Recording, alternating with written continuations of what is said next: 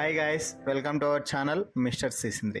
Big boss Telugu season 8 హౌస్లో Nikhil strong అన్న సంగతి అందరికీ తెలిసిందే. బయట ఆడియన్స్తో పాటుగా హౌస్లో ఉన్న కంటెస్టెంట్స్ అందరూ కూడా నిఖిల్ స్ట్రాంగ్ అని అనుకోవడంతోనే నిఖిల్కి అందరూ క్లోజ్గా మెలుగుతున్నారు. ముఖ్యంగా సోనియా, పృథ్వీ అయితే నిఖిల్ చుట్టూ తిరుగుతూ నిఖిల్ని మ్యానిపులేట్ చేస్తూ తమ వైపుకు తిప్పుకునేలా ప్లాన్ చేస్తున్నారు. అయితే గత కొన్ని రోజులుగా వారు నిఖిల్పై ప్రేమ వలకబోస్తూ ఇష్టం వచ్చినట్టు మంచిగా ఉంటూ నిఖిల్ని తమ వైపు తిప్పుకునే ప్రయత్నం అయితే చేశారు. అందులో సగభాగం సక్సెస్ అయ్యారనే చెప్పవచ్చు.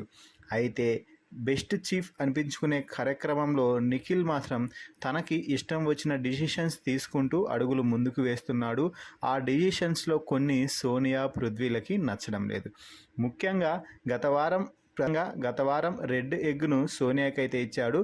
దీంతో ముగ్గురు చాలా హ్యాపీగా ఫీల్ అయ్యారు. అయితే ఈ వారం నామినేషన్స్ సమయంలో నిఖిల్కి తన పవర్ను ఉపయోగించి పృథ్వీని కానీ సోనియాని కానీ ఎలాగైనా కూడా సేవ్ చేస్తాడు అని భావించారు. కానీ వీరిద్దరిని సేవ్ చేయకుండా నిఖిల్ బాగా గేమ్ ఆడింది, నామినేషన్స్లో కరెక్ట్గా పాయింట్ చెప్పలేదు అంటూ నైనికని సేవ్ చేశాడు. దీనితో సోనియా, పృథ్వీలో ఉన్న మరో కోణం నిఖిల్కి తెలిసి వచ్చింది. ఎప్పుడైతే నైనికని నామినేషన్స్ నుండి సేవ్ చేశాడో ఒకవైపు నుంచి పృథ్వీ, మరోవైపు నుంచి సోనియా ఇద్దరు నిఖిల్పై మాటల దాడి చేయడం మొదలుపెట్టారు.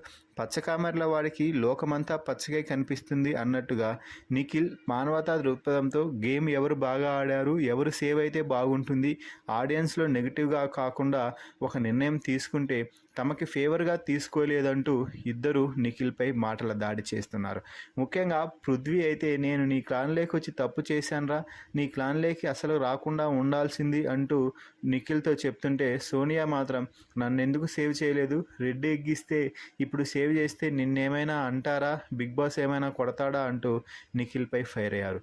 ఈ సమయంలో నిఖిల్ ఉన్నంతసేపు ఉండి ఫస్ట్ మీ ఫ్రెండ్షిప్కి ఒక దండం రా బాబు, నేను ఇక్కడ ఎవరితో కనెక్షన్ పెట్టుకోవడానికి రాలేదు, నా ఫోకస్ మొత్తం గేమ్ పై మాత్రమే, నా లక్ష్యం టైటిల్, ఇది మీకు ఇంతవరకే చెప్పాను, ఇది వరకు కూడా చెప్తున్నాను, ఇప్పుడు కూడా చెప్తున్నాను, నా లక్ష్యం ఒక్కటే, ఇక్కడ నాకెవరూ ఫ్రెండ్స్ లేరు, ఎవరూ శత్రువులు కాదు, అలాగే మీతో కూడా ఫ్రెండ్షిప్ ఇక ఇప్పటి నుంచి కట్, నేను ఒక కంటెస్టెంట్స్, మీరు ఒక కంటెస్ట్గానే మాట్లాడండి, తర్వాత బయటకు వెళ్ళిపోండి అంటూ దండం పెట్టేశాడు నిఖిల్.